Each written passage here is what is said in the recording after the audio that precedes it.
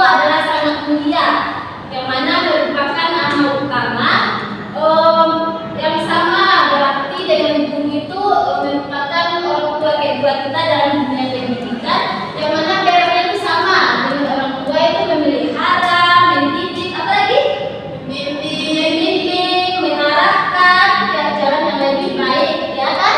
Ya, Bu. Baik, lanjut kita yang kedua. Dalil Al-Quran tentang hormat dan patuh kepada orang tua. Ada Nanda bawa Al-Quran? Tidak ada. Nah, sekarang coba Nanda lihat HP-nya tentang Quran surah Al-Isra ayat 324. Coba buka. Baik, Bu.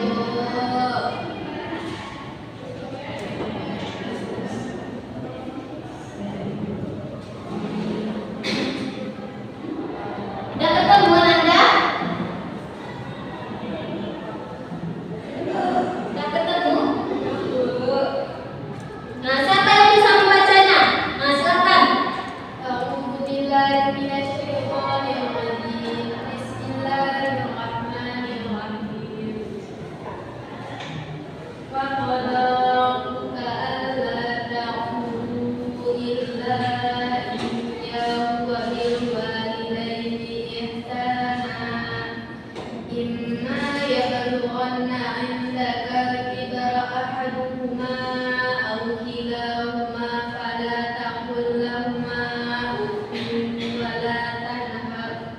Nah, siapa yang bisa baca artinya? Nah, silakan.